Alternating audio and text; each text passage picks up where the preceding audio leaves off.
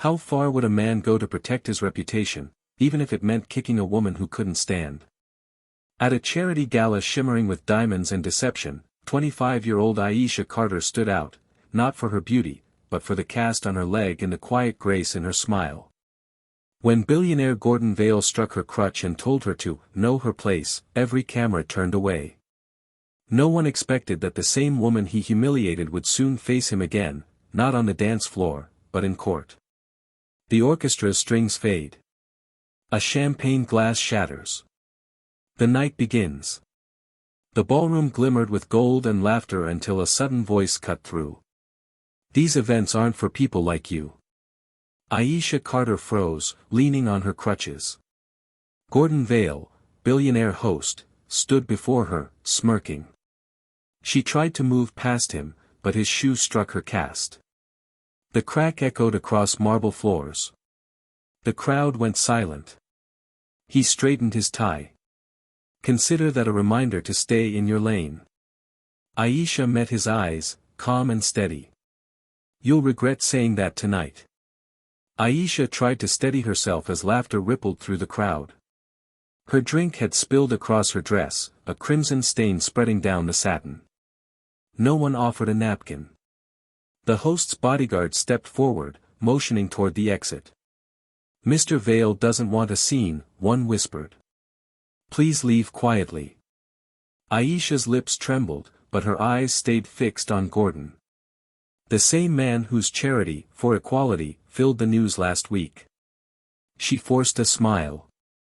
Equality looks different up close, doesn't it? He scoffed. Sweetheart, don't play victim. You should be grateful to even stand in this room. That line hit harder than the kick. She limped toward the exit, the ballroom lights flashing off the tears she refused to let fall. Cameras caught everything, the cast, the stain, the silence.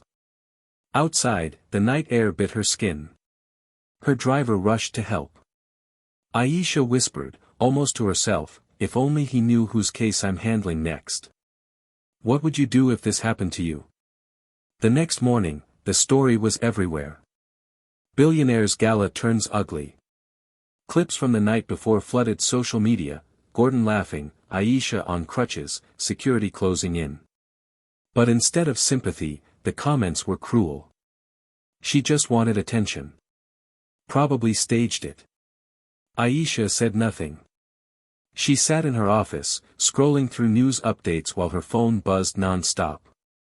Her assistant whispered, "Are you sure you still want to take the Vail Holdings case?"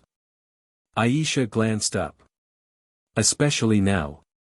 Across town, Gordon strode into a press conference, dismissing the viral video as a misunderstanding. He didn't notice the attorney entering the building that same hour, the woman he'd humiliated. 2 days later, at the federal courthouse, Gordon walked in with his legal team for the fraud hearing against Vail Holdings. Cameras flashed again. When the judge announced, counsel for the plaintiffs, Ms. Aisha Carter, his smirk vanished. She approached the bench, no crutches this time, folder in hand. "Good morning, Mr. Vail," she said calmly. "We finally meet on equal ground." Gordon's lawyer stammered, This is a conflict of interest." Aisha smiled faintly. "Only if justice offends you." The courtroom fell silent. Everyone remembered the video, and now, they saw who held the real power. The evidence spoke louder than any accusation. Footage of the gala played on the courtroom screen, the kick, the laughter, the silence that followed. Gasps filled the room. Gordon's face drained of color as Aisha presented contracts showing how his charity funneled donor money into private accounts. "You said people like me don't belong," she said evenly. "But it seems you're the one out of place, in a courtroom built on truth." The judge's gavel struck once. Gordon Vail, guilty on all counts, discrimination, fraud, and obstruction. Reporters swarmed as security let him out, his empire crumbling in real time. Aisha gathered her papers, then paused. "I hope next time you host a charity," she said softly, "it's for integrity." Outside, cameras flashed again, but she didn't stop. Her limp was gone, her head high. Justice, this time, had walked without crutches.